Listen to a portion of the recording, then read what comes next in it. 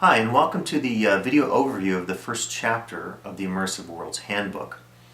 The first chapter of the text is really designed to give you a greater sense of what an immersive world is. We'll begin in this book by looking at the concept of immersion, focusing also on the issue of placemaking, and we'll hear from two designers who share their experiences with making an immersive world more of a reality for the guest. First part of this chapter, we talk about this elusive concept of immersion. And immersion is one of these things that is really hard to achieve, but when you achieve it, it's something that can pay incredible dividends in terms of the creative spaces that you design for the guest. One of the first things we'll look at with this is just the etymology or the word origin of these two terms, immersive world. Look at the first term, immersion.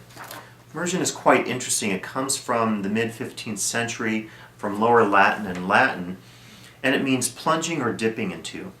And at about the 1640s, the word changed slightly, and it becomes even more relevant, I think, for what we're doing today as designers of theme parks and consumer spaces. At that time, it then began to mean absorption in some interest or situation. We can look at the second word, the word world, which we're probably pretty familiar with.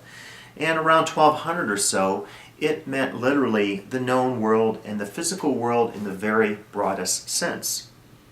In Gothic meaning, it meant the seat of man, and in Old Norse, it meant the middle enclosure, or where humans dwell. It becomes quite interesting when we combine the word immersion, which is an absorption in some interest or situation, with world, as we said, the known world in the broadest sense. We get the word immersive world. And when we look at this word, we begin to see that it's really a place where people want to be. For the guests who come to your cruise ships, your themed restaurants, your theme parks, your interpretive environments, they want to be immersed really, I think, in two senses. First, there's something about the place, we'll call this later, its evocative quality. It's a set of associations, a set of feelings that the person has there. And it results in a delight, a willingness to stay in that place as long as possible. Second, the person, him or herself, gets so wrapped up in being in that place, and in his or her mind there are these vivid associations going on while they're in that place, that this itself results in more pleasure. So immersion, as we'll see, is something that is incredibly significant to devising a space that guests will truly enjoy, and I think you'll find that the exercises and the interviews in the chapter really give you a sense of how there are some incredible possibilities in terms of designing an immersive space within your own themed and consumer spaces.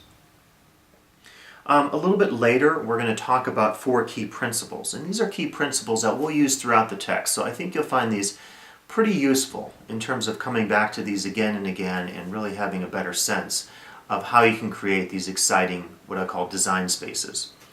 The 4 principles: the big idea, the story, experience, and design. And we'll look at these in depth in the chapter and later in the book and really talk about how these can be used to great effect to really design a space from the ground up that your guests will truly appreciate. As I mentioned, the chapter will have 2 interviews with key designers in the field. One is Larry Tuck, who is a creative consultant and owns the consulting firm Creative Concepts. And the second is David Rogers, who works for the Jarday Partnership. And both are really going to give us some exciting ways to look at immersion in themed and consumer spaces and give us some practical tips as to how designers can work with creative opportunities and develop spaces that guests will truly enjoy. So I hope really you'll enjoy this first chapter. I hope you'll find the exercises to be stimulating and the ideas to be evocative and creative. Thanks, and happy designing.